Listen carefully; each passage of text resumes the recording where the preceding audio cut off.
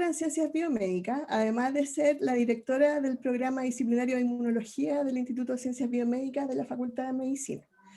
La doctora Mercedes López ha liderado muchos proyectos de investigación, FONDES y FONDES Irregular, FONDEF. Actualmente es investigadora responsable de un proyecto COVID de caracterización de la inmunidad protectora en pacientes con COVID-19. Y además es investigadora asociada del Instituto Milenio de Inmunología e Inmunoterapia. Entonces hoy día la invitamos para que nos hable acerca del COVID-19, qué es lo que le podemos pedir, ¿no es cierto?, a las vacunas, que por estos días, ¿no es cierto?, han estado tan en boga.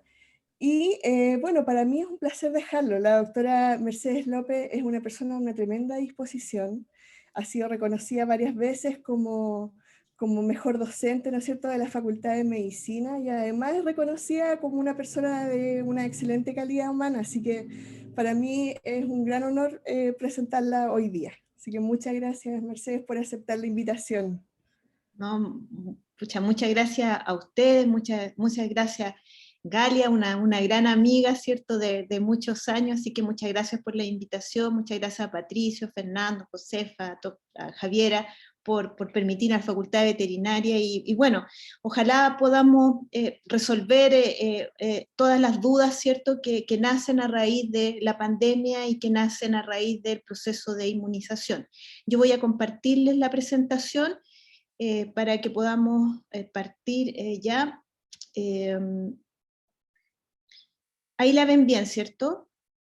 Ok. Entonces, la titulamos así la presentación un poco porque creo que hay que hacerlo, hay que tomar esos dos aspectos. La pregunta hoy día es ¿qué esperamos de las vacunas en el marco de la pandemia por COVID-19? Y yo creo que esa es una pregunta que está sobre la mesa, porque, digamos, las vacunas han atravesado esta segunda parte de la pandemia en Chile. Quería agradecer, siempre lo hago, a la Asociación Chilena de Inmunología, ¿cierto? No, aquí se me fue el logo, pero todas estas presentaciones las he hecho en el contexto de la solicitud que me hizo la directiva de la Asociación Chilena de Inmunología para difundir las vacunas y poder resolver las dudas que la gente tuviera, y además agradecer a Alexandra Elbakian, que es una, bueno, ya no es una estudiante de doctorado, debe ser una postdoc ahora, que tiene un sitio web que nos permite, ¿cierto?, poder acceder libremente a todas las publicaciones científicas sin necesidad de pagarlas. Entonces vamos, primero voy a hablar de algunos antecedentes muy cortitos que nos permiten colocarnos epidemiológicamente en el minuto que vivimos. Yo creo que eso es muy relevante. ¿Por qué?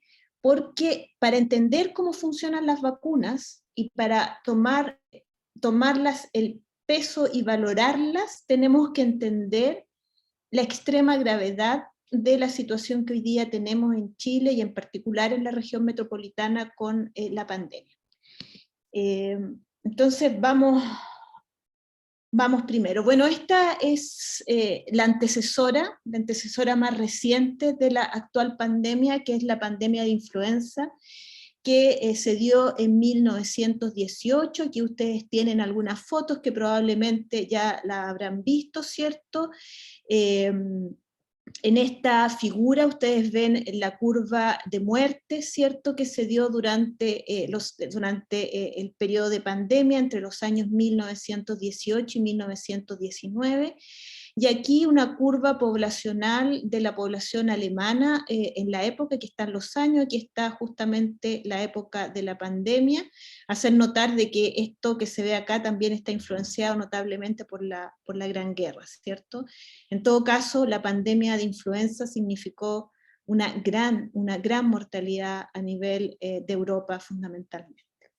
Lo que es notable de esto y lo que yo creo que hay que entender también para situarnos, para hacer una evaluación situada de lo que son las vacunas, es que en 1377 se aprobó una ley pionera en el mundo, en una colonia de Venecia, en el oriente de Europa, que se llama Ragusa, Y en eso, y en esta ley habían cosas que hoy día nosotros podemos trasladar a un lenguaje actual, y que de repente llama la atención de cómo en el manejo de la pandemia de varios países, no solamente de Chile, se ha olvidado. Primero, el hecho de que es necesaria una vigilancia continua de este tipo de infecciones, de que las campañas de salud pública hacen la diferencia entre una pandemia bien abordada y otra no, en cuanto a educación y comunicación de riesgo, y que los determinantes sociales de la salud y la demografía de la población son factores muy, muy relevantes a la hora de evaluar las cosas y cómo se están haciendo y los impactos que este tipo de, digamos, fenómenos, cómo impactan, ¿cierto?, en esas poblaciones. COVID-19, lo digo acá, es una enfermedad causada por el virus SARS-CoV-2, es una enfermedad caprichosa, irregular en su forma de presentación. La columna vertebral de la presentación de esta enfermedad es una enfermedad inflamatoria, fundamentalmente respiratoria, pero que también tiene síntomas gastrointestinales, neurológicos, cutáneos y otros, particularmente en los niños, ¿cierto? Se asocia a un síndrome postinflamatorio particularmente grave, con vasculitis asociada a órganos importantes como por ejemplo el corazón.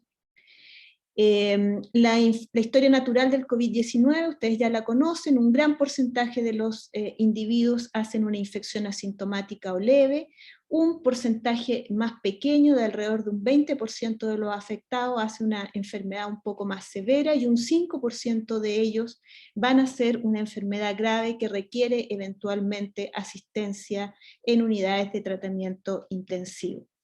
La enfermedad tiene dos fases, una fase protectora, que se da en la mayor parte de los pacientes que cursan la infección leve o asintomática, y está basada fundamentalmente en que se montan respuestas antivirales ricas en interferón alfa, por ejemplo, y que logran controlar la replicación del virus. Sin embargo, si esta respuesta es tardía o es de menor calidad, se produce una segunda fase en donde el virus alcanza a replicar a nivel de los pulmones, se produce una replicación masiva en unas células específicas de los alveolos que se llaman neumocitos tipo 2, que es un macrófago también, con una respuesta inflamatoria exacerbada, con reclutamiento de células inmunes a la zona del pulmón, y por lo tanto daño pulmonar severo, vasculitis, etcétera, ¿cierto?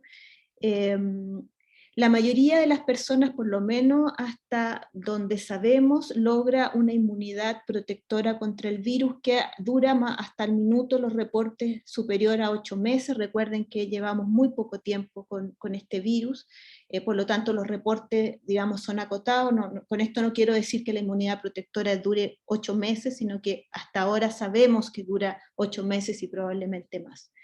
Son relativamente pocas las reinfecciones reportadas, sin embargo, la alta circulación viral en países con altísima población ha llevado y está llevando a la aparición de nuevas variantes que pudieran entonces hacer que la respuesta inmune hacia estas nuevas variantes sea más eficaz y eventualmente que existan reinfecciones. Varias vacunas ya han sido, digamos, autorizadas para su uso en emergencia. En la actualidad tenemos muchas, en Chile ya tenemos 5 o 6 probablemente, a punto de, o sea, dando vuelta o a punto de ser incorporada a la población. Sin embargo, aún no tenemos claridad de la duración de la inmunidad inducida por estas vacunas, ni de cómo se van a comportar en la medida en que vayan apareciendo nuevas variantes. Estas son la distribución de casos a nivel mundial. Como ustedes ven, aquí tenemos el 30 de diciembre, que es el día de aparición del SARS-CoV-2, digamos, del 2019 en forma, digamos, formal, ¿sí?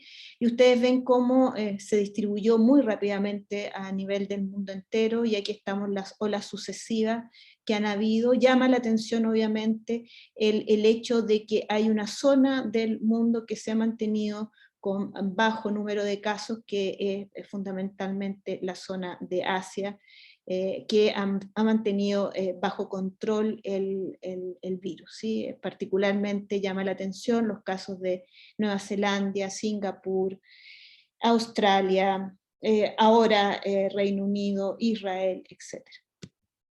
Este es el caso de Chile. Chile, esto es los casos desde el inicio de la pandemia en Chile. Ustedes ven la primera ola, ¿cierto?, que logra su pico a mediados de junio, principios de junio, logra controlarse, pero logra bajar, pero como ustedes ya saben, nos mantenemos con un número bastante grande de casos, digamos en forma crónica durante todo el año 2020, y en enero de este año, asociado a una serie de relajamientos de medidas que van desde las vacaciones hasta finalmente el pase de movilidad, tenemos un aumento progresivo de los casos a pesar de la inmunización. En verde, ustedes ven acá el momento en que nosotros iniciamos los procesos de inmunización en Chile. La idea de hoy día es que conversemos qué pasa acá, qué pasa a pesar de que llevamos varios días, varios meses ya en proceso de vacunación, por qué aún tenemos estas cifras. En cuanto al ingreso a UCI, estos son los datos reportados por Data COVID el sábado pasado. En café, el ingreso en pacientes COVID-19 a UCI, ustedes ven cómo a partir del 24 de abril comenzamos a bajar, esta baja se quiebra a mediados de mayo, donde comenzamos a elevarnos nuevamente, y hoy día tenemos 3.200, 3.300 pacientes en UCI, y si a eso le sumamos el número de pacientes no COVID en UCI, hacemos el número no menor de 4.300. Recordar que eso significa más o menos un 600% más de la ocupación de camas UCI que teníamos en un año normal, ¿sí? Y eso está indicando el enorme estrés y la enorme fragilidad del sistema hoy día, ¿sí? Aquí está por rango etario, aquí está en negro los mayores de 70 años, en rojo el grupo etario que va de 60 a 70, y después los rangos de edad que han aumentado más notablemente durante esta segunda ola, que son los pacientes menores de 50 años, en particular hoy día tenemos pacientes menores de 40 conectados a ventilación mecánica y muy, muy graves. En cuanto a los muertos, hasta a la fecha, el 11 de junio, reportados por DEIS, entre confirmados y probables, tenemos 39.399 muertos, probablemente a final de este mes vamos a llegar a los 40.000 muertos. En este gráfico, los fallecidos semanales, quiero que se fijen solamente en este dato de acá, estos siempre están subreportados a la fecha del 5, en esta segunda ola nosotros ya hemos tenido cerca de 1.000 fallecidos semanales por COVID-19, tanto confirmados como probables, ¿sí? 700 muertos confirmados, esos son 100 muertos al día, ¿sí? Y aquí vemos la distribución de muerte de COVID entre la primera ola del 1 de junio y al 1 de junio del 2021, y ustedes ven la distribución en los distintos grupos etarios. Los factores de riesgo asociados a desarrollar cuadros graves de COVID-19 están estrechamente relacionados a los determinantes sociales de la salud, es decir, las poblaciones pobres de la capital se han visto particularmente golpeadas por la pandemia, fundamentalmente debido a las condiciones de sus viviendas, de hacinamiento, ¿cierto? De falta de acceso al agua potable, de comorbilidades como síndrome metabólico asociado a la mala alimentación de las poblaciones pobres, el estrés y obviamente la protección social inadecuada que se ha tenido durante esta pandemia y que lo ha obligado a seguir trabajando y seguir exponiéndose. En esta segunda ola, donde la movilidad ha sido mucho mayor porque las medidas de control de esta han sido mucho más ineficientes. El porcentaje de personas jóvenes, es decir, en edad del trabajo, de trabajadores jóvenes de los sectores populares más pobres de Santiago, que se están viendo infectados e ingresados a la UCI, es extraordinariamente alta. Aquí ustedes pueden mirar los datos de mortalidad según grupo etario en las distintas comunidades, en las distintas comunas de Santiago, y solamente algunos datos.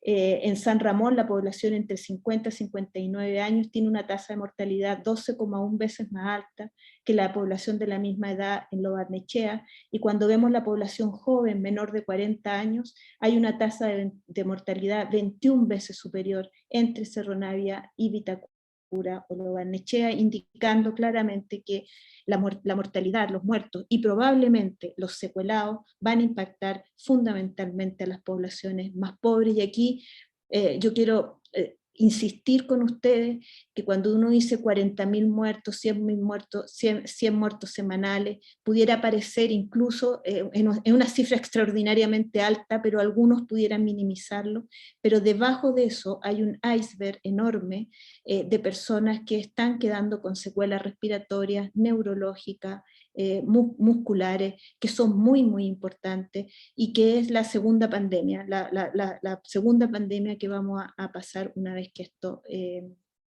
esto pase. Y aquí podemos conversarlo después, y lo digo porque es el contexto del proceso de vacunación. Chile optó, hay dos estrategias fundamentales que se han optado en los distintos países del mundo para tratar la pandemia, con sus intermedios. Una estrategia que se llama de contagio progresivo o mitigación, otra que se denomina de estrategia de eliminación o de cero COVID, y en Chile obviamente la que se ha optado es una estrategia de contagio progresivo, en donde en esta última etapa la medida fundamental que se ha ocupado ha sido la introducción de la inmunización, y vamos a ver por qué las cifras que vemos en Chile no son un problema de la vacuna, sino que son fundamentalmente un problema de la estrategia que se está utilizando para acompañar el proceso de vacunación en Chile. Estos son los datos, podemos conversarlo también. Este es un paper que salió hace muy poquito en el JAMA, me parece. En azul, los países que optaron por la estrategia de mitigación; en rojo, los países que optaron por la estrategia de eliminación, y ustedes ven tres parámetros básicos que son muertes por millón de habitantes por día, cambio en el Producto Geográfico Bruto y libertades individuales, y ustedes ven que los países que optaron por eliminación tienen tasas de mortalidad muy, muy bajas: Nueva Zelanda, la misma China, Australia, versus los que optaron por la estrategia de mitigación, cuya mortalidad es muy, muy importante.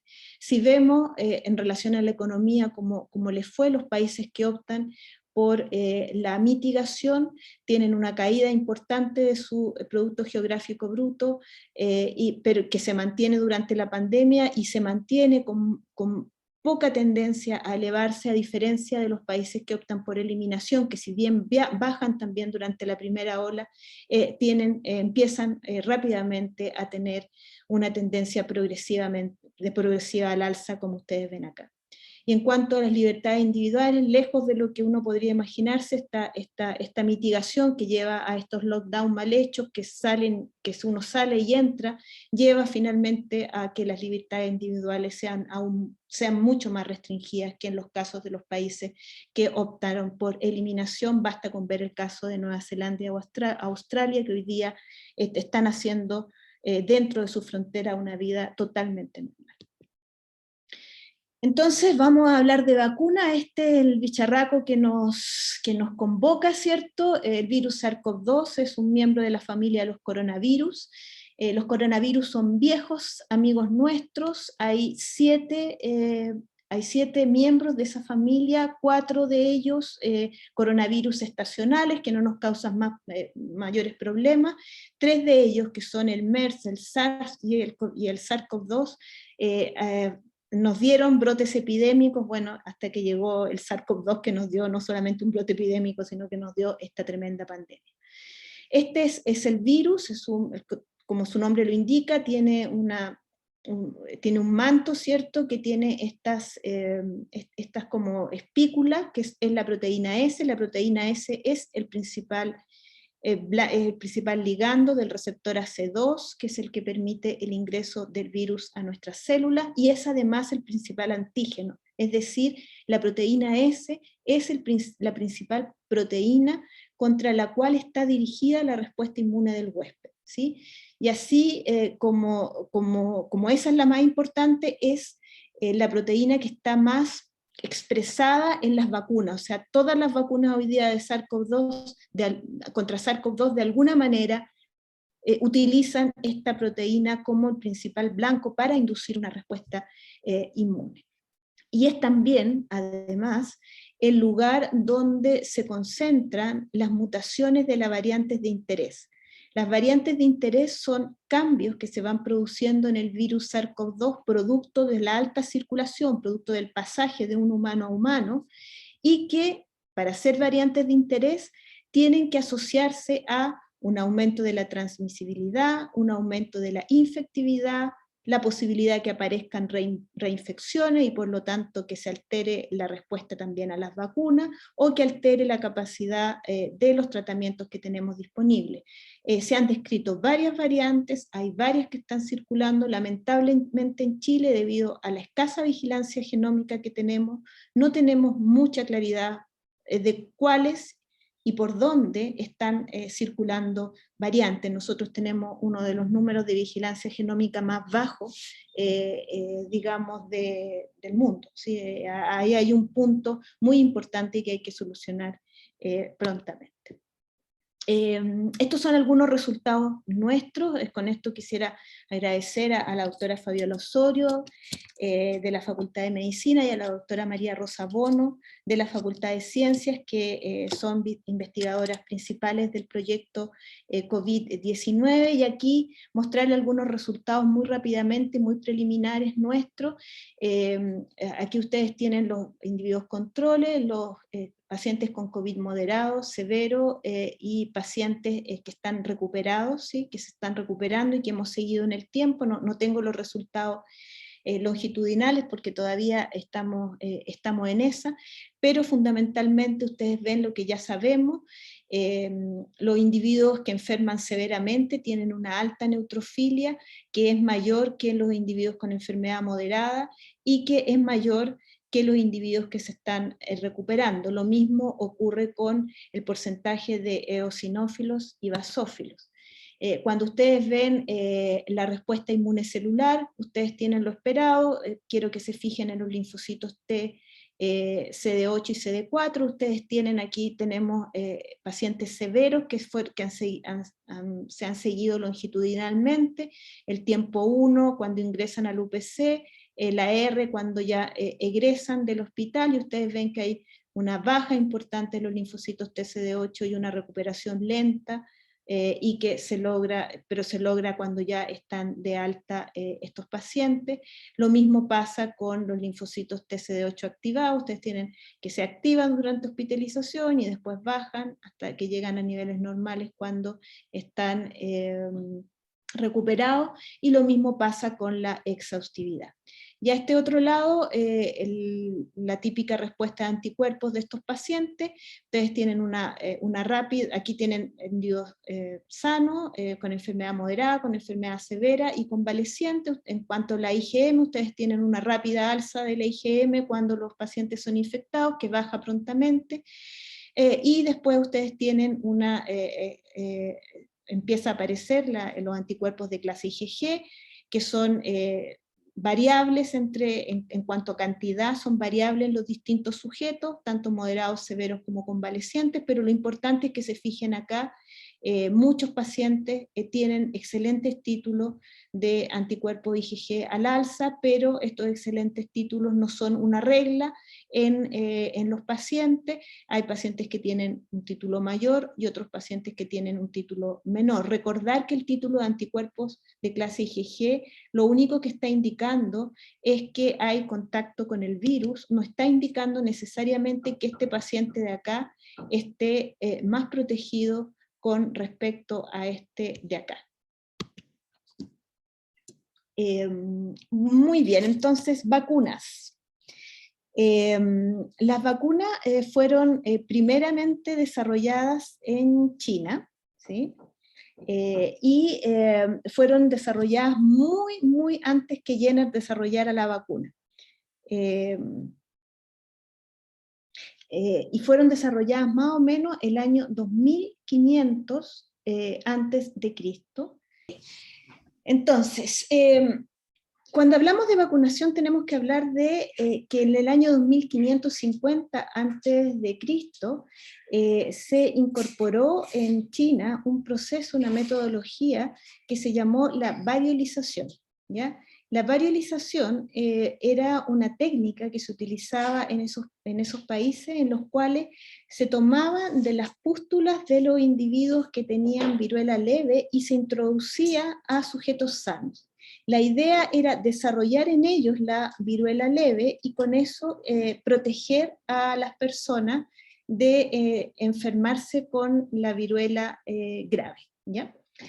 En 1796, Edward Jenner, probablemente porque ya tenía antecedentes de esta variolización, de hecho la variolización se ocupó en Chile muy precozmente, en 1765, Pedro Manuel Chaparro la utilizó para controlar las pestes de viruela en Santiago.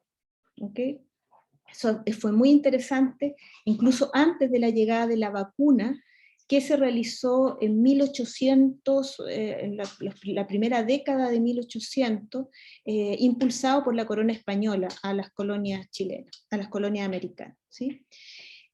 Una vez que Edward Jenner desarrolla la vacuna, hay un crecimiento vertiginoso de múltiples otras vacunas, no me voy a detener en ellas, pero lo importante es que ustedes vean esta curva, en donde ustedes ven claramente que las vacunas introducidas han logrado eliminar y controlar muchas enfermedades infectocontagiosas en el mundo entero, previniendo la muerte de muchos niños y de muchos adultos, y que han permitido en el fondo que, por datos de la OMS, alrededor de 3 millones de personas se salven al año salven de morir al año producto de las vacunas.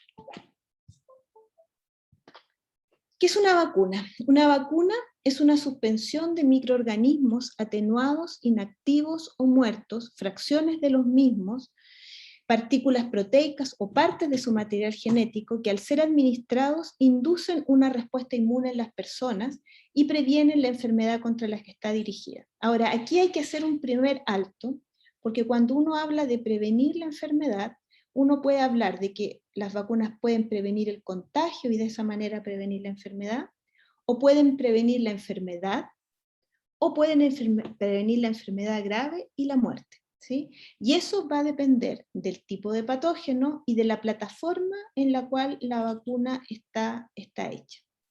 Su objetivo inmediato es prevenir la enfermedad en una población y su objetivo de largo plazo es la erradicación de la enfermedad, pero tomando en cuenta estos dos objetivos que va a depender de la naturaleza del microorganismo y de la plataforma en la cual la vacuna ha sido hecha. Para entender cómo funcionan las vacunas, nosotros tenemos que plantearnos que las vacunas tienen una forma de funcionar a nivel individual, pero también tienen una forma de funcionar a nivel poblacional, y hay que entenderlas ambas para entender cómo es el proceso de inmunización y cómo deben ser planteados los programas de inmunización y las estrategias de control de pandemia en donde se introduce una vacuna en particular. Estos dos conceptos, el primero es un concepto de eficacia, que es el grado de protección contra la infección o la enfermedad conferida por la vacuna en un individuo o en una persona.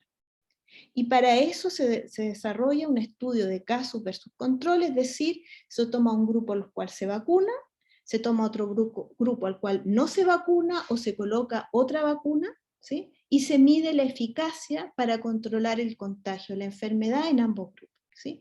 Eso es eficacia. El otro término es efectividad, en el cual lo que uno mira es qué porcentaje de la población está protegida en condiciones reales de vacunación, es decir, en condiciones de circulación viral, en condiciones de transporte de vacuna, en condiciones en donde las personas viven en territorios y en comunidades distintas, con determinantes sociales de la salud distintos y con distintas determinantes biomédicos, ¿sí? Tiene que ver entonces también con la estructura política y sanitaria que tiene la comunidad a la cual esta vacuna es introducida. Entonces la efectividad es muchísimo, tiene que ver entonces con una medición mucho más compleja de la eficacia de la vacuna. Entonces en la persona lo que buscamos con las vacunas es replicar o imitar la infección natural. ¿Para qué? Para que nosotros podamos lograr lo que conocemos como una respuesta inmune primaria y secundaria. Cuando nos infectamos, cuando cualquiera de nosotros se infecta, nosotros producimos una respuesta inmune primaria y cuando nos volvemos a infectar, producimos una respuesta inmune secundaria. ¿Cuál es la gracia de la respuesta inmune secundaria en comparación con la primaria? Que la respuesta inmune secundaria es más rápida, es más eficiente, de mayor cuantía, de mayor calidad. Y esta respuesta inmune secundaria se debe, en principal medida, a la existencia de memoria inmunológica, que es la capacidad del sistema inmune para desencadenar una respuesta más rápida y más efectiva cuando reconoce un microorganismo con el cual se ha activado previamente, ¿sí? ¿Cuál es la gracia de la vacuna? Que nosotros imitamos este proceso sin enfermarnos, es decir, generamos una respuesta inmune primaria, generamos memoria inmunológica y por lo tanto una respuesta inmune secundaria, y de esa manera cuando la persona o la población o la comunidad se encuentran con el microorganismo real, no enferman, o si se enferma, la enfermedad es mucho menos grave, y menos mortal. Para lograr la protección, entonces, a la población, una vez que uno inicia un proceso de inmunización, uno tiene que entender esta otra idea, que era la efectividad, ¿cierto? Que yo les dije que era un concepto que tenía que ver con la población o con la comunidad. Eso es lo que se conoce como inmunidad de grupo, y ahí me voy a detener un poco para explicarle esta diapositiva. Aquí en esta primera parte, ustedes tienen estos monitos, en azul es un individuo sano, en rojo un individuo infectado, y ustedes ven cuando no hay inmunidad en una población, como lo que nos pasó con SARS-CoV-2, un individuo infectado transmite la infección a toda la población y dependiendo de qué tan infeccioso sea el patógeno, más personas van a ser infectadas, ¿cierto? Y cuando entonces se disemina la infección, el resultado final van a ser algunos sujetos en celeste que van a adquirir inmunidad y por lo tanto van a estar, comillas, más protegidos, o algunos de ellos, dependiendo de cuántos susceptibles hayan, ustedes van a tener que esos individuos fallecen o quedan con secuelas. Esta es una situación sin inmunidad. Obviamente, cuando nosotros logramos este tipo de inmunidad, es una inmunidad de grupo sin vacuna, los resultados de muerte, de enfermedad y de secuelas son inaceptables en la sociedad hoy día, ¿sí? Por lo tanto, cuando hablamos de inmunidad de grupo, hablamos de un concepto que para nosotros, actualmente en las sociedades, digamos, civilizadas, debe ser entendido con vacuna. ¿Por qué?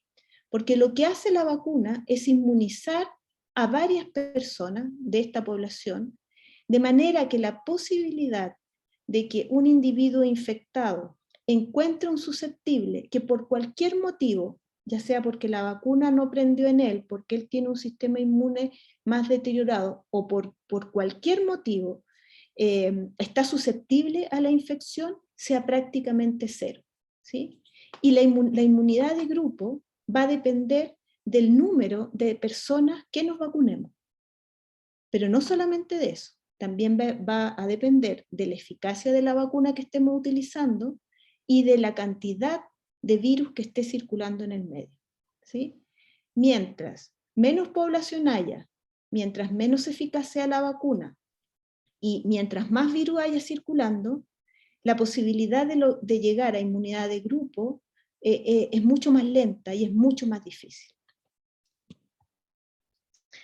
¿Cuáles son las características entonces de una buena vacuna? Producir una buena respuesta inmune, proporcionar una protección de largo plazo. Una vacuna debe ser segura porque se inmuniza a personas sanas, ¿cierto? Y tiene que inducir tanto una buena respuesta inmune humoral de anticuerpos como una buena respuesta inmune celular. Y una vacuna está compuesta por un adyuvante, que es la que potencia la respuesta inmune, por un antígeno, que es la parte del virus o la bacteria que genera el desarrollo de protección, y una serie de otros elementos que sirven para su conservación y para su transporte. Las vacunas pueden ser puestas de manera parenteral, intramuscular, subcutánea o intradérmica, u oral, como por ejemplo la polio oral, que se colocaba vía oral a los chiquititos, o por otras vías de mucosas como la vaginal o la rectal. Tenemos distintos tipos de vacunas, las infectivas y las no infectivas. Las infectivas son las atenuadas, y en estas vacunas el virus o la bacteria pueden replicar pero no enfermar. Hoy día son mucho menos utilizadas, la mayor parte de las vacunas que utilizamos son no infectivas, y que donde tenemos inactivas, como por ejemplo Sinovac, vacunas de subunidades no tenemos en Chile, vacunas de RNA como Pfizer y Moderna, recombinantes vectoriales donde se ocupa una carcasa de otro virus, que en este caso es un adenovirus, y dentro de esa carcasa se coloca el DNA del virus SARS-CoV-2, que es el caso de la AstraZeneca. Yo les voy a dejar esta presentación, aquí ustedes pueden ver muy resumidamente las ventajas y las desventajas de las vacunas. Todas tienen ventajas y desventajas, y aquí me quiero detener en el sentido que, por lo tanto, lo más importante es que cada vacuna que tengamos disponible, como tiene una lista de ventajas y desventajas, a estas ventajas y desventajas tiene que adaptarse la estrategia que nosotros estamos ocupando, y no al revés. No hay vacunas iguales, ¿sí? Y la estrategia que nosotros ocupemos para enfrentar una pandemia como la que hoy tenemos, depende entonces de la naturaleza de la vacuna que nosotros pretendamos introducir en la población, y que por lo tanto, con esto quiero decir que obviamente no es posible que las vacunas sean la única estrategia para enfrentar una pandemia, porque no hay vacuna buena ni mala superando un umbral de eficacia, que es la que le permite, digamos, que ser distribuida a la población. No hay vacuna buena ni mala, sino la forma en cómo nosotros la utilizamos y lo que le pedimos a ella. Sin duda, los programas de vacunación universal han sido un gran cambio. Yo esto quiero enfatizarlo. Las vacunas en general son muy seguras, las vacunas son muy eficaces cuando son bien usadas, y han permitido la erradicación de la viruela. La poliomielitis, si no ha sido erradicada, es porque no ha habido el acuerdo mundial de hacerlo como sí se hizo con la viruela. Las vacunas, y hay un convencimiento hoy día de la mayor parte de investigadoras e investigadoras en el área de la vacunología, ¿cierto?, de que las vacunas deben ser consideradas un bien común de toda la humanidad, porque hay que asegurar su distribución equitativa y oportuna, ¿sí? Recordar aquí, el inventor de la vacuna contra la polio decía, no se puede patentar el sol, y como no se puede patentar el sol, tampoco se pueden patentar las vacunas. Ok, entonces vamos a contarles las vacunas que tenemos hasta en Chile. En Chile las vacunas, una cosita pequeñita antes que eso. Quiero que se fijen en esta gráfica que yo tengo. Y esto en el fondo explica bien cuál es la diferencia entre la respuesta inmune primaria y la secundaria, ¿cierto? En la respuesta inmune primaria ustedes tienen que el virus se replica libremente hasta que es capaz de generar una respuesta inmune que finalmente lleva a su eliminación o su disminución. Cuando tenemos una respuesta inmune secundaria previamente hecha, que es lo que buscamos con las vacunas, la carga del virus, el número de virus que puede replicar efectivamente en nuestro organismo es muy baja o cero en el caso de las vacunas que prevengan el contagio. Nosotros tenemos varias vacunas disponibles en Chile, yo les voy a hablar de 3 hoy día, les voy a mostrar los resultados que tenemos y les voy a mostrar, y después pudiéramos, ojalá, poder conversar un poco sobre qué es lo que pasa en Chile, ¿sí? Las vacunas de RNA son vacunas nuevas porque es la primera vez que se utilizan en la población humana. Sin embargo, el utilizar el RNA como estrategia de vacunas es bastante antigua. Hace más o menos 10 años ya existían algunos prototipos de vacunas RNA, por ejemplo, contra el ébola, ¿sí? Sabemos que lo que hacemos cuando inyectamos el RNA es que inyectamos un pedazo del material genético del virus que va a ingresar a la célula y que va a promover la transcripción de la proteína S, que es el principal antígeno del virus. Este RNA que ingresa a la célula es transportado o es protegido por distintas capas. Pfizer tiene una capa, Moderna tiene otra capa, que en el fondo protege al RNA porque los RNA son materiales que se tienden a degradar muy fácilmente tanto en el extracelular como en el intracelular, ¿sí? Pero la otra gracia que tiene, aparte de que se degrada muy rápidamente y por lo tanto ingresa a la célula, cumple su función y después desaparece, es que el RNA por sí solo es inmunogénico, ¿sí? Entonces, lo que se hizo en esta vacuna, de hecho, es introducir unos elementos particulares en el RNA que disminuyen un poco su inmunogenicidad para poder hacerla más aceptable, para que genere menos reacciones adversas, ¿sí? Hasta el minuto, millones de personas han sido inoculadas con esta vacuna, con este tipo de vacuna, debido a la pandemia, ¿cierto? Y ha demostrado que es segura, que es altamente eficaz y que es muy fácil de producir, ¿sí? Con las herramientas adecuadas, muchos países del mundo podrían tener sus propias plantas de producción de vacunas de RNA. ¿Cuál es el problema que tienen? El problema que tienen es su transporte. Hasta el día de hoy son vacunas que requieren un transporte muy, muy estricto y por lo tanto pone en duda que este tipo de vacunas pueda llegar a algunas poblaciones, particularmente las más alejadas y las más pobres. Esta es la vacuna Pfizer, la que yo les voy a hablar. La vacuna Pfizer tiene estas sustituciones que la hacen menos inmunoreactiva. Se sustituye una uridina por una metilpseudouridina y además se añade en la estructura 5' del RNA una estructura CAP que le permite entonces que la proteína vaya a ser traducida y expuesta en la membrana de la célula, blanco. Y además tiene una cubierta que es la que justamente produce las reacciones alérgicas a la vacuna, que ha sido uno de los principales efectos adversos que ha tenido la vacuna Pfizer. Estas son las curvas de eficacia. En rojo, en las personas vacunadas, en azul las personas no vacunadas, y realmente a partir de la primera inmunización la eficacia de la vacuna en estos estudios es impresionante, de un 65% a un 67%, con 2 dosis la eficacia es cercana al 95%.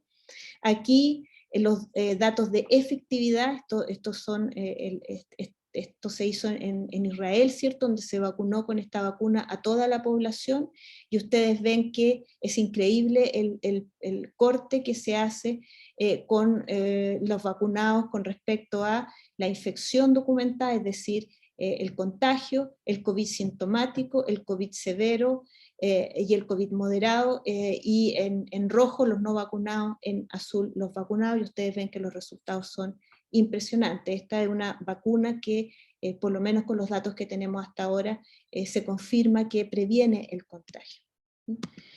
Aquí los datos, y aquí de nuevo hago el link con la situación epidemiológica. Estos son los datos de Israel. Este es el número de casos que ustedes tienen. Aquí es cuando se introduce el proceso de inmunización. Y ustedes ven que lo que ellos hacen antes de introducir la vacuna Pfizer, que es una vacuna con un alto grado de eficacia, es hacer una cuarentena. Es hacer una cuarentena estricta, corta pero estricta, que baja el número de casos de manera importante, baja la circulación viral, y cuando están en esa caída brusca de la circulación viral, esa caída brusca del número de casos y de la positividad, inician el proceso de inmunización.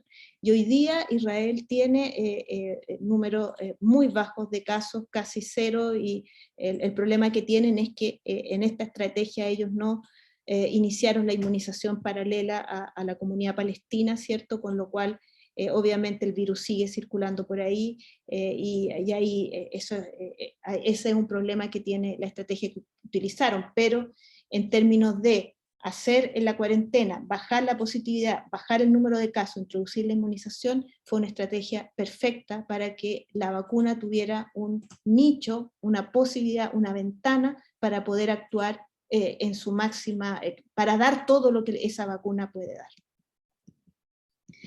El problema siempre van a ser que mientras mantengamos la circulación viral pueden aparecer nuevas variantes, y con ellas la resistencia o la disminución de la eficacia de las vacunas que tenemos. La vacuna AstraZeneca, que ha sido suspendida en Chile por la aparición de algunas reacciones adversas, ocupa una carcasa viral que es un adenovirus. La AstraZeneca es un adenovirus de chimpancé, que ocupa solo la carcasa, es como ocupar solamente la carcasa del virus, no hay virus ahí, es solamente su estructura, y dentro de ella se mete el SARS-CoV-2, el material genético del SARS-CoV-2 en forma de ADN, ¿sí? También ha mostrado una alta eficacia, tanto con una dosis como con las dos, y el problema que ha tenido es que han aparecido algunos efectos adversos que vamos a comentar adelante. La vacuna que nosotros no hemos vacunado con mayor porcentaje, la vacuna Sinovac, que es una vacuna con virus inactivado, que se inactiva con beta-propiolactona. No tenemos datos todavía completos de los ensayos en fase 3, pero por lo menos los datos que han sido liberados por el Instituto Butantan y por algunos datos de estudios chilenos indican que la eficacia global de la vacuna estaría entre un 50 a un 56%, con disminución de la mortalidad a un 87% y la disminución de la enfermedad severa en porcentajes similares, ¿sí? Los efectos adversos asociados a las vacunas son en general reacciones en el lugar de inyección, esas son comunes a todas las vacunas, dolor, brazo, digamos calientito, a veces fiebre, a veces dolores musculares o articulares, etc. Algunos efectos adversos son más severos, que son los ESAVI, que son aquellos que uno debería preocuparse más en las vacunas con RNA, la aparición de alergia grave, y reacción anafiláctica en algunos casos. Es un ESAVI muy, muy poco frecuente, que ocurre entre 2,5 y 11,1 casos por millón de dosis. La idea es que estas vacunas entonces sean puestas en personas que no tienen antecedentes de alergia a sus componentes, y en lugares, digamos, donde se pueda contar con personal entrenado para poder atender si es que aparece alguna reacción. En el caso de las vacunas de adenovectores no replicativos, como la AstraZeneca, lo que ha aparecido son cuadros de trombosis con disminución de plaqueta, que aparentemente se debe a una respuesta autoinmune secundaria a la vacuna. Son muy, muy raros en poblaciones muy acotadas de pacientes, y hay que verificar bien cuando este tipo de reacciones aparecen, para ver si hay que suspender o no las inmunizaciones. ¿Cómo vamos en Chile? El punto positivo de la estrategia sanitaria de esta pandemia en Chile ha sido la vacunación. En este cuadrito de arriba ustedes ven la vacunación que tenemos hasta el sábado 12. Tenemos vacunado a alrededor de 11,3 millones de personas con primera dosis. La población objetivo que tenemos en Chile es de 15,2 millones. Tenemos vacunados 11,3 con primera dosis, 8,7 con segunda dosis y 7,9 personas que han pasado 14 días de la segunda dosis. ¿Por qué pongo énfasis en esto? Porque la vacuna Sinovac, que es la que nos hemos vacunado con mayor porcentaje en la población, no es eficaz con una dosis, es eficaz, tiene la eficacia que tiene, pasados 14 días de la segunda dosis, ¿sí? O sea, es útil para prevenir la enfermedad severa y la muerte cuando han pasado 14 días después de la segunda dosis. En este intertanto, entre la primera dosis y 14 días después de la segunda dosis, la persona todavía es susceptible de enfermar gravemente y morir, y por lo tanto debe mantener todas las precauciones de las que hemos hablado durante estos años de pandemia. Y otra cosa muy importante a hacer notar es que la vacuna Sinovac no previene el contagio. Por lo tanto, los vacunados pueden contagiarse y por ende contagiar, ¿sí? Y es por eso que es tan importante que en la medida en que nosotros aumentemos las coberturas de inmunización, nosotros entendamos que debemos mantener las medidas de control, de distanciamiento físico y de control de la pandemia y disminuyan la circulación viral, ¿sí? Es súper importante este punto porque con la vacuna por sí sola nos vamos a demorar muchísimo en lograr este control, por lo menos hasta octubre, septiembre, octubre probablemente, ¿ya? Aquí es lo mismo, piensen que en el fondo nosotros hoy día, con el número de vacunados que han pasado 14 días después de la segunda dosis, tenemos 11,6 millones de personas todavía susceptibles, si es que tomamos en cuenta que somos 19,5 millones de personas, ¿sí? Decirles también que mientras mantengamos la alta circulación viral que tenemos en Chile, el bajo monitoreo genómico que tenemos, la aparición de nuevas variantes es una realidad, y con la aparición de nuevas variantes, la eficacia de Sinovac y de las otras vacunas puede disminuir. Y por último, y con esto termino, el desafío que tenemos hoy día es la distribución de las vacunas, ¿sí? La distribución de las vacunas en el mundo es tremendamente inequitativa. En verde más oscuro los países que han tenido acceso a las vacunas, en verdes más claro los países que no tienen acceso a las vacunas. Como ustedes ven, gran parte del mundo tiene muy bajo acceso a las vacunas.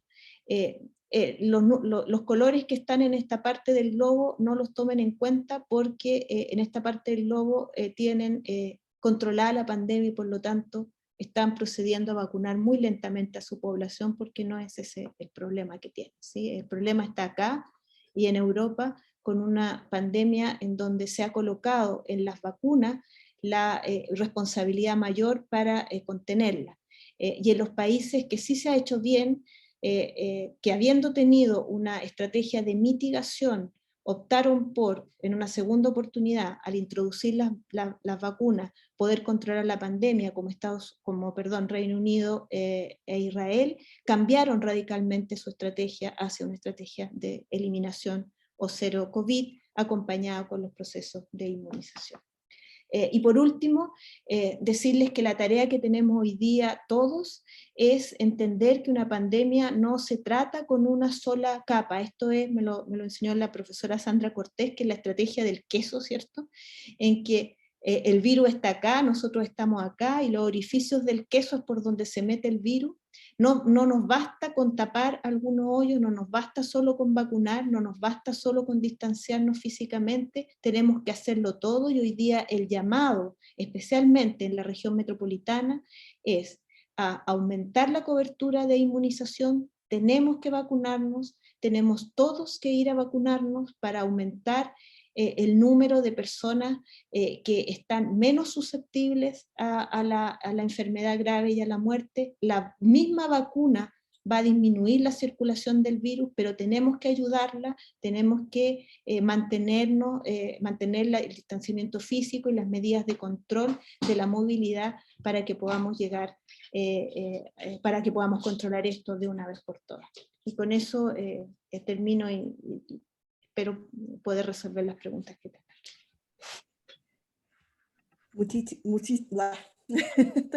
Muchísimas gracias, Mercedes, por la claridad de siempre y por compartir también algunos de tus resultados del proyecto con nosotros.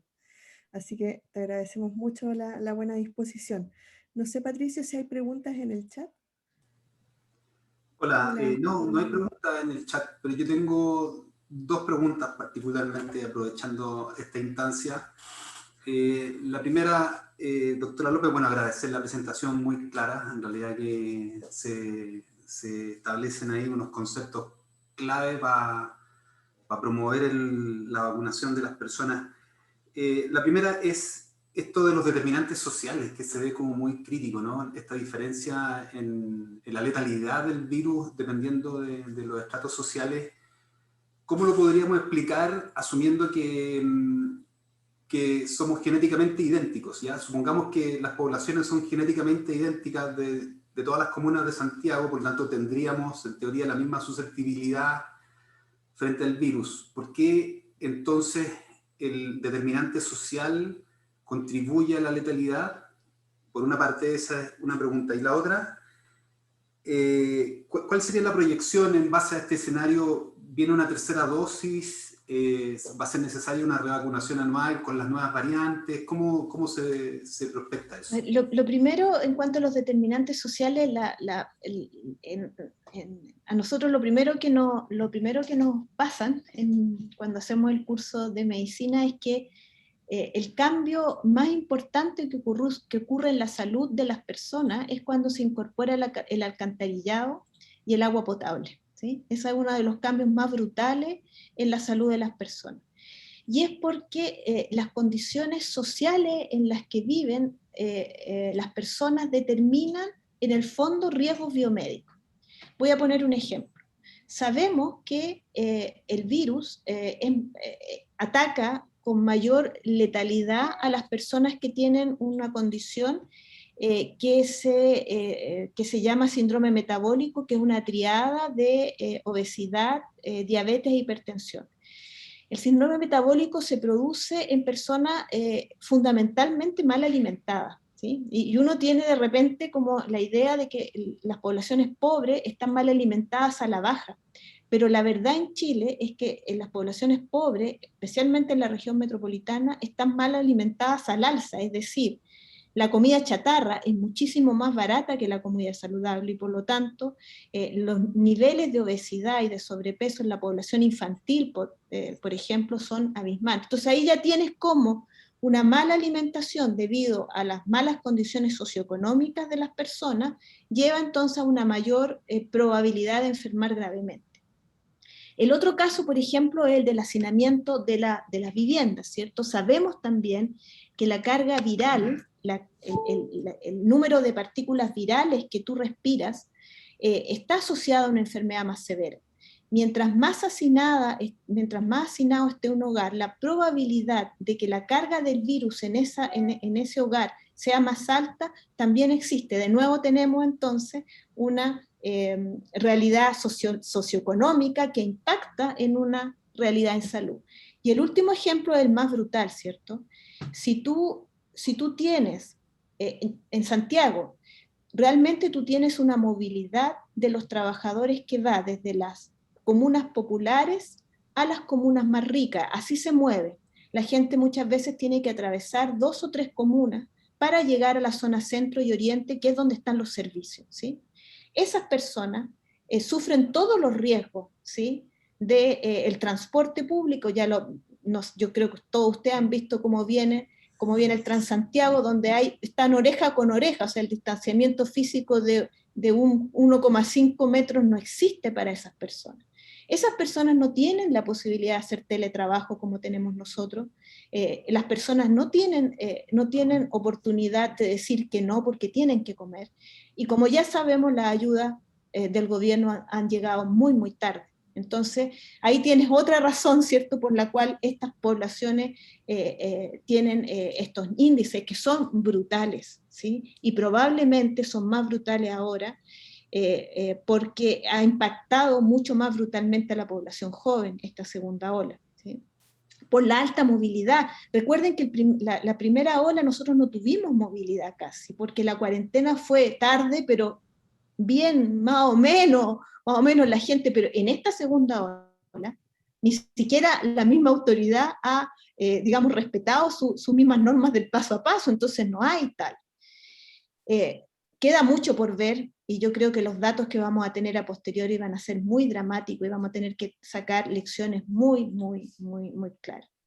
Con respecto a la tercera dosis, yo creo que es una realidad, ¿sí? Es una realidad.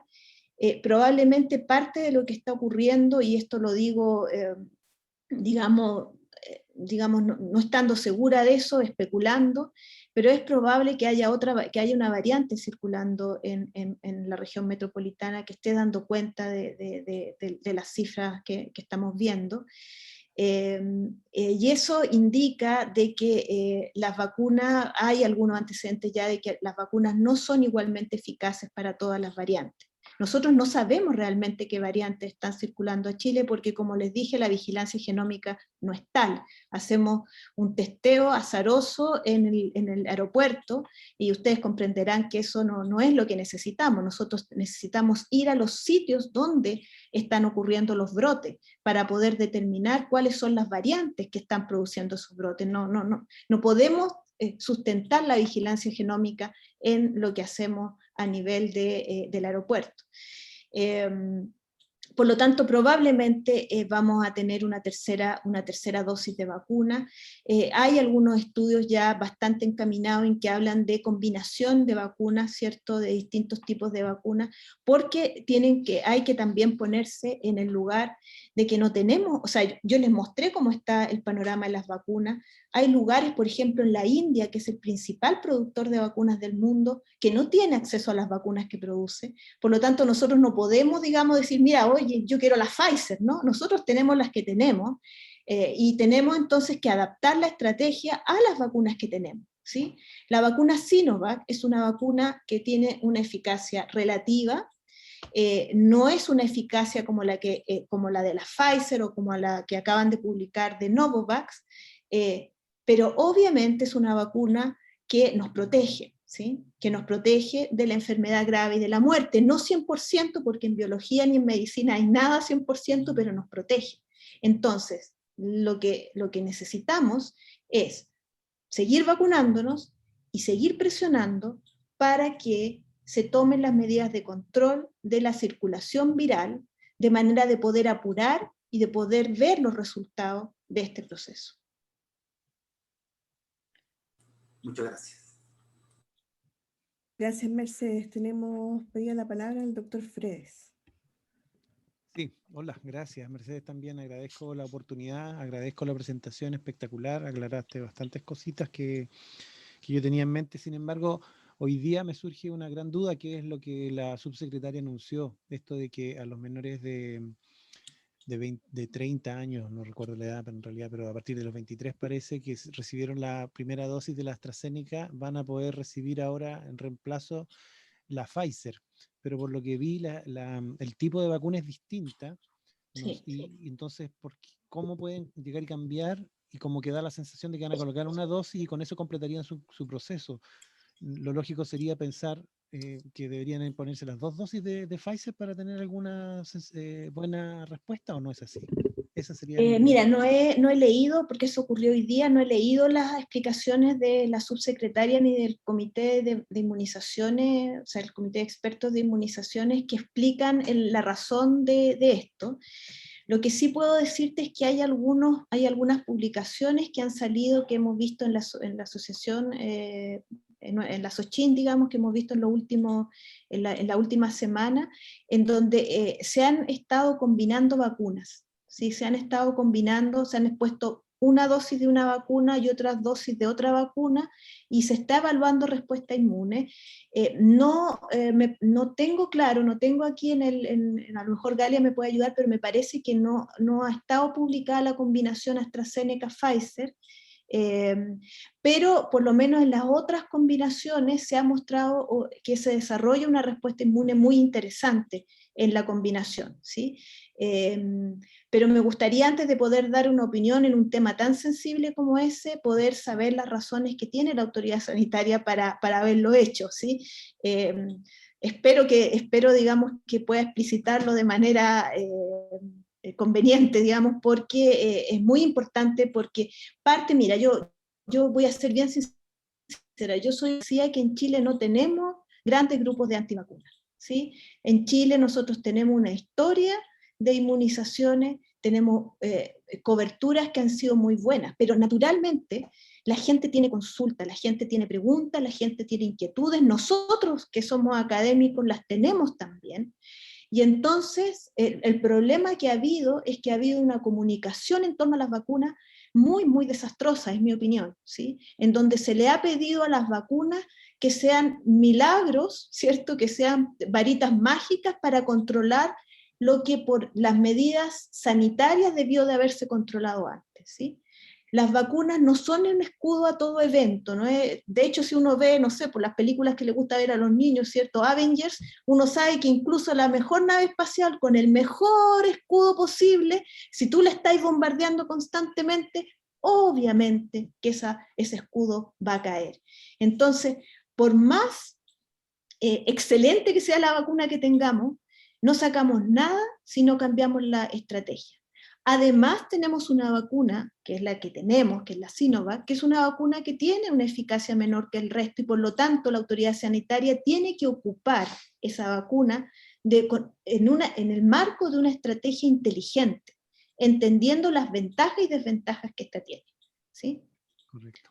Y perdón, y la última pregunta que tiene, lo que quería entender en la conversación era que cuando tú te referías a Nueva Zelanda y Australia, ellos al parecer han manejado con una estrategia que han logrado, no sé si tendrá que ver también porque son una isla, digamos, en que han logrado bajar los casos sin necesidad de usar vacuna.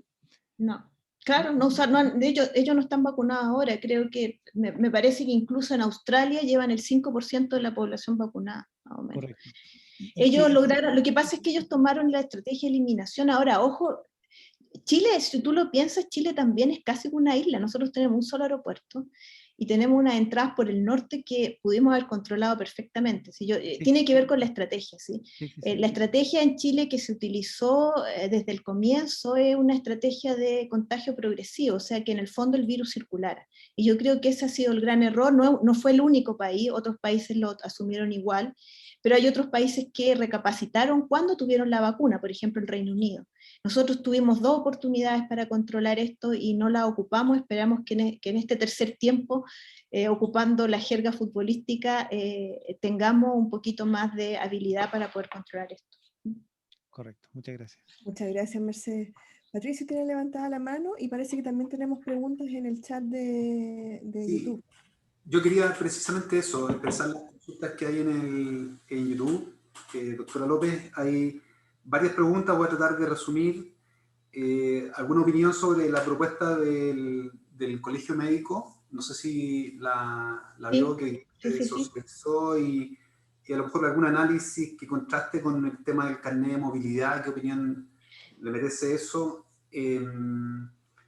Hay una consulta sobre la especificidad de la respuesta de una vacuna RNA versus una vacuna virus inactivado, es decir, pareciera que las RNA protegen solamente mejor contra una variante versus las inactivadas contra varias, y si se estarían produciendo vacunas contra las nuevas variantes, si hay un desarrollo tecnológico ahí en relación a esas variantes.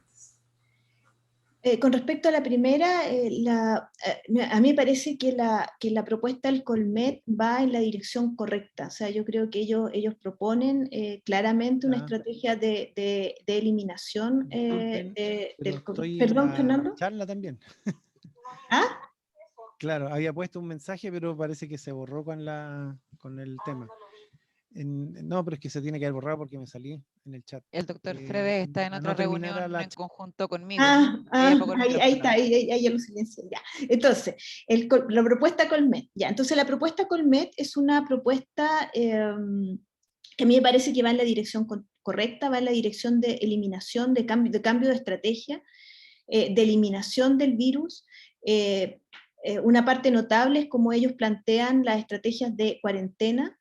¿Por qué? Porque nosotros en Chile no hemos acostumbrado a cuarentenas largas, eso no es así, o sea, las cuarentenas son el extremo, ¿sí?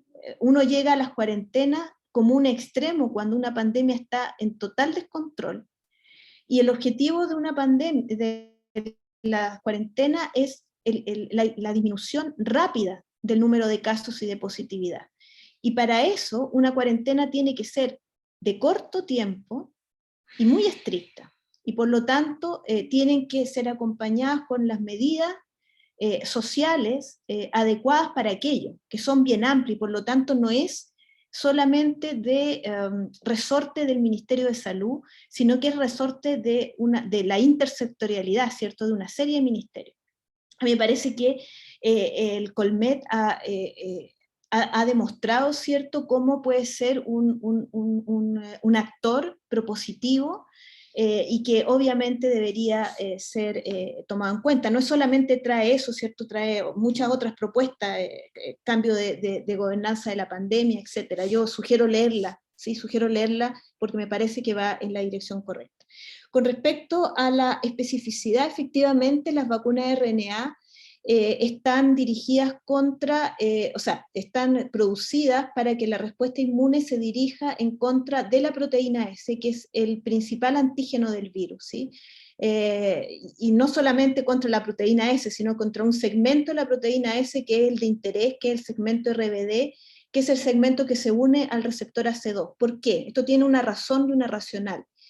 Porque cuando tú te planteas la generación de esta vacuna, se plantearon con la idea de prevenir el contagio, y por lo tanto el objetivo era producir anticuerpos neutralizantes contra esa zona para impedir que el virus ingresara, ¿cierto? En esta idea de que la vacuna sirviera para prevenir el contagio y de esa manera fuera más eficiente. Ese es el diseño de esa vacuna, ¿sí? Hasta el minuto, cuando se ha probado las distintas variantes, se ha visto que en algunas en particular la eficiencia de Pfizer baja de un 95 a un 70%, lo cual todavía es bastante alto, ¿sí? Con respecto a la vacuna Sinovac o de virus inactivado, como incluye a todo el virus, obviamente la respuesta inmune está dirigida a otros antígenos, que no es solamente el antígeno S, ¿sí? Sin embargo, obviamente el punto central ahí es que las vacunas a virus inactivado tienen el problema de que generan generan esta respuesta poliantigénica, pero a veces esta respuesta no es lo suficientemente poderosa en algunos grupos etarios, ¿sí? Pero tienen otra ventaja con respecto a la Pfizer, para que vean cómo uno va jugando, que pueden ser transportadas y almacenadas de una manera muy simple. Entonces, de nuevo, ¿sí? Efectivamente, si uno las compara, hay cosas que son ventajas y desventajas que tienen una y la otra, y por lo tanto, si uno tenía acceso a varias vacunas, claro que uno de repente siempre puede ser general después de la guerra, ¿cierto? Pero incluso sabiendo que teníamos acceso a varias vacunas, la estrategia siempre debió haber sido disminuir la circulación viral y ahí empezar a inmunizar. con eso nos hubiera dado la oportunidad de que la vacuna Sinovac hubiera podido actuar en la nos podría dar lo más que ella puede darnos, ¿sí? Y sin duda eso hubiera sido excelente, ¿sí? Porque no es lo mismo, y aquí yo quiero enfatizar eso, por más que discutamos, por más que hagamos discusiones académicas sobre la eficacia o efectividad de cada una de las vacunas, es claro que no es lo mismo estar vacunado que no estar vacunado, ¿sí? Estar vacunado es muchísimo mejor que no estar vacunado, especialmente en el actual momento de la pandemia en Chile. Y la última, no, esa era, ¿no? ¿O se me olvidó alguna? ¿Alguna pregunta? Esas eran las fundamentales. Tengo una última pregunta que tiene que ver un poco con una consulta que aparece en el chat, que tiene que ver con la percepción de riesgo que tiene la gente sobre la infección y la letalidad del virus, y a lo mejor relacionándolo con esta situación chilena en que han habido múltiples voces diciendo lo que hay que hacer. Por un lado está el gobierno, por otro lado está el colegio médico. Me acuerdo también en alguna instancia en que los alcaldes se reunían y solicitaban cosas porque ellos tenían la razón. Entonces al final como que la gente se bombardea de expertos que dicen cosas no tan parecidas, y por lo tanto finalmente no saben a quién creerle quizás, y eso perjudica la percepción de riesgo que tiene la gente respecto de la infección. ¿Cuál es su opinión? Bueno, y hay otra pregunta que ya es más como de la magia del tarot. ¿Cuánto durará la pandemia? Ya. A ver, yo creo que aquí uno, en una situación de emergencia como la que tenemos en Chile, porque sin duda esto es una emergencia, ¿sí? Es una emergencia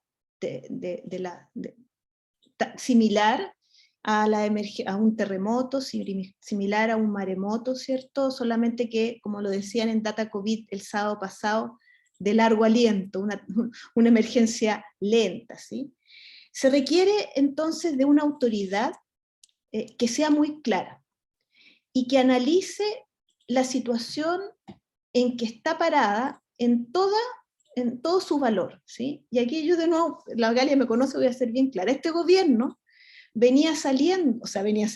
estaba en el medio de una revuelta social del 18 de octubre que no solamente lo cuestiona a él profundamente, sino que cuestiona toda la institucionalidad chilena, la cuestiona profundamente, ¿sí?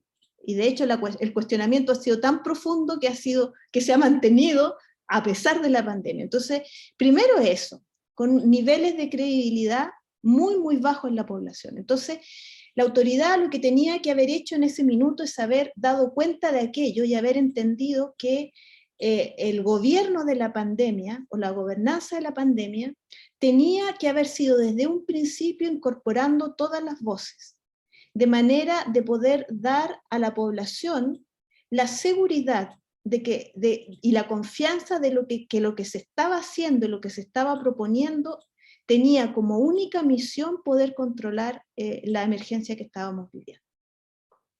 Y en ese sentido, entonces, la comunicación de riesgo a la población desde la autoridad tenía que ser súper, súper clara, ¿sí?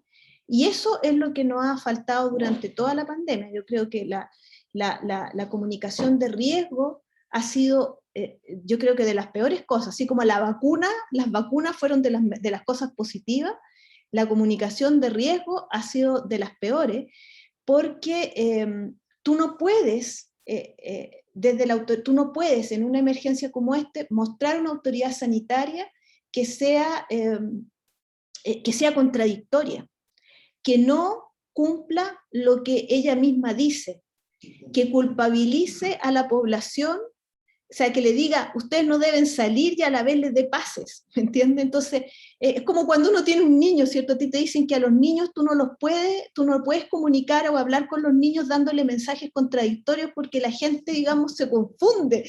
Y digamos, mira, para serte bien sincera, yo ya no escucho el informe diario del ministro porque me confundo más, ¿me entiendes? O sea, prefiero ir al Data COVID de los sábados porque ahí me da una visión global de cómo va. Entonces yo creo que ahí hay una cosa que tiene o sea, estamos en cuarentena en la región metropolitana. Al lado de mi casa hay una constructora que está funcionando.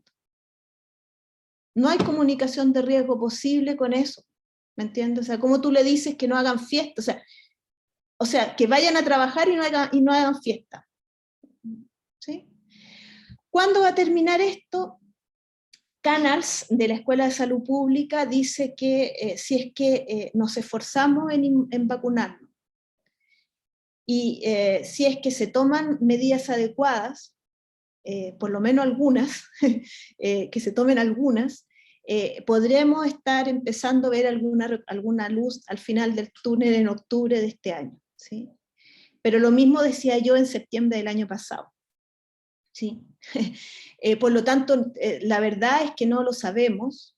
Lo único que hay claridad entre la distinta gente con la que yo he estado conversando sobre este tema es que el autocuidado es fundamental, que la gente, más allá de lo que el gobierno diga o haga, que la gente haga un último esfuerzo, que se cuide en estos meses, particularmente en estos meses de invierno, y por sobre todo, que a pesar de todo, vaya a vacunarse, ¿sí? Hoy día no solamente es una responsabilidad de cada uno de nosotros y de nosotras, digamos, vacunarnos, sino que también tiene que ver con algo,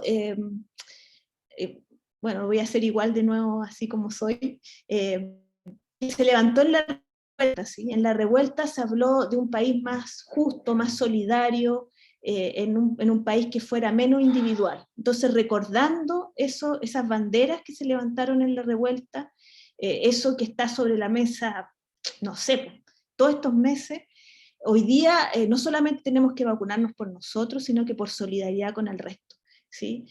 Somos aquí, o sea, yo creo que la pandemia lo que ha develado es que no es verdad que cada uno de nosotros ande por la suya. No es verdad que el destino de cada uno de nosotros dependa de lo que yo solo haga. El destino de cada uno de nosotros y de nosotras depende de lo que haga el de al lado, ¿sí? Y nuestros destinos están entrelazados, aunque no lo queramos, aunque nos hayan convencido que no era así. Y por lo tanto eso tenemos que plasmarlo, o sea, eso tenemos que plasmarlo y si no es por iniciativa de la autoridad sanitaria, será iniciativa de los territorios, de las universidades, de las comunidades académicas, de las comunidades de estudiantes, de las comunidades de trabajadores, protegernos entre todos. Y lo primero que hay que hacer es mantener las medidas de aislamiento que ya hemos aprendido y ir a los lugares de vacunación, ojalá mañana mismo, porque necesitamos aumentar la cobertura de la vacunación, necesitamos aumentar la velocidad. Les recuerdo que 700 personas, mejor dicho, 1000 personas mueren cada semana de COVID en Chile. 1000 personas que tienen familia, que tienen una vida, que tienen esperanza, etc. 1000 personas a la semana están muriendo de COVID. Entonces, es importante mantener las medidas de distanciamiento y vacunarnos hoy día para hacer que esos números bajen lo antes posible. Muchas gracias, Mercedes. Yo tengo una última pregunta acerca de, ya expliqué en un principio que, bueno, tú eres doctora, ¿no es cierto?, investigadora, inmunóloga clínica, entonces estás yendo al hospital, ¿no es cierto?, atiendes pacientes. Entonces te quería preguntar acerca de las secuelas y si las secuelas tienen o sea, cuáles son las más frecuentes y si hay algún tipo de discriminación por edad, etcétera, por condición. Lamentablemente no tenemos cuantificado, eso es parte del problema, ¿sí? Tenemos un montón de datos que están acumulados tanto en el Ministerio de Ciencia y Tecnología como en el Ministerio de Salud, que no tenemos disponibilidad de ellos realmente, adecuadamente granulares, ¿cierto? Para poder cruzar, ¿cierto? Tenemos gráficos hechos, tenemos tablas hechas, pero no hay posibilidad que nosotros mismos podamos cruzarlo. Pero lo que hemos estado viendo es que hay muchas secuelas. Yo les recuerdo de que cuando hablamos de menores de 40 conectados a ventilación mecánica, son personas, pacientes que permanecen mucho tiempo en la UCI. Y entonces al daño secundario al COVID se une el daño de una ventilación mecánica prolongada, que produce daño pulmonar, que produce fibrosis pulmonar. Esa es una de las principales secuelas que estamos viendo. Personas jóvenes que salen del hospital con necesidad de oxígeno, y muchas de ellas están quedando pegadas y están necesitando mantenerse con oxígeno, digamos, y que vemos muy difícil que salgan, ¿sí? Personas además que mantienen tratamientos con inmunosupresores de largo aliento, con lo cual además tienen mayor probabilidad de enfermedad cardiovascular, de generar diabetes, etc. Y una serie de complicaciones neurológicas, particularmente, tanto neurológicas centrales, particularmente en las personas de mayor edad, como neurológicas periféricas, por mantenerse durante mucho tiempo en posición prono de guatita, ¿cierto? Que ayuda a mejor ventilación, y además estar, digamos, semana y semana sedado para poder no combatir al ventilador. Más una serie de... Este es un virus muy caprichoso, ¿ya? Y hay muchas cosas que no sabemos.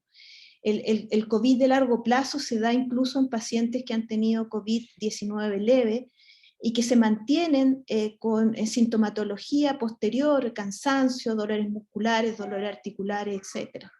Queda mucho por saber, y por eso era importante la estrategia de cero COVID, ¿sí? Porque esto no es una gripe, entonces pensar en que no íbamos a contagiar todo y íbamos a salir todos, yo no sé a qué peregrinamente se le ocurrió semejante burrada, ¿sí? Porque este es un virus desconocido, es un virus además que se une a un receptor especial. El AC2 no es un receptor cualquiera, tiene que ver con el control de funciones primordiales, ¿cierto?, del aparato cardiovascular, por lo tanto, no es menor, ¿sí? Y terminar, ya que me hiciste esa pregunta, terminar diciendo que el personal de salud está agotado, no da más. O sea, realmente no es fácil, no solamente porque siempre se habla de la UCI, ¿cierto? Pero atención primaria. No es fácil estar hoy día en los CEFAM. No es fácil no solamente atender COVID, atender todo el resto, y además tener que vacunar, ¿sí? Entonces, ustedes se imaginan lo que significa para gente como nosotros, que lleva ya 1 año y medio en pandemia, con todo lo que eso significa, porque el sufrimiento, la muerte, la secuela, la atención primaria es la que ve a los pacientes llegar, los ve irse y los ve volver, ¿sí?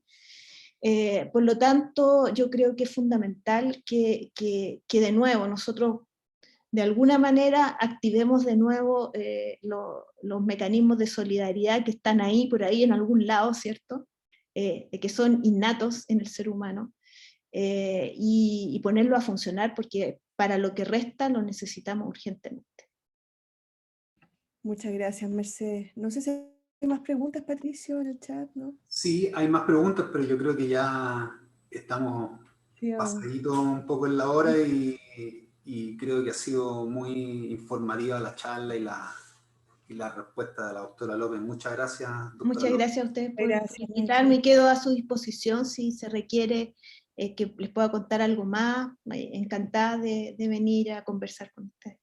Muchísimas gracias. Nos hace falta más interacción en la universidad. Oye, sí, y no es broma, sabéis que yo creo que eso es fundamental. Yo creo que es fundamental, que tenemos que hacerlo, absolutamente, absolutamente. Sí. Sí, hablando de inmunología y de vacunas entre distintas facultades, con inmunólogos de la Facultad de Ciencias, de la Facultad de Veterinaria, de la Facultad de Medicina, absolutamente, sí. Bien, perdón. Gracias, doctora. Igual su charla va a quedar en nuestro canal de YouTube Favet a Distancia, y va a quedar un link en nuestras redes sociales para que después la puedan visitar. Sí, perdón, a nombre del Comité COVID, muchas gracias, doctora Mercedes López. Gracias, le agradezco por facultad, le agradezco también a todos los que estuvieron presentes, y nos vemos una vez más, y esperemos que podamos interactuar también en esto y otros temas más. Muchas gracias. Galia, yo te paso el PPT por si lo quieres, porque tiene igual figuras bonitas que la pueden ocupar para que ustedes transmitan esto mismo, ¿sí? Muchas gracias, maestro. Listo, ok. Gracias por la gracias. información. Chao, chao. Chao, chao. Seguir cuidándose y a vacunarse. Gracias. Sí. Chao, chao. Chao, chao.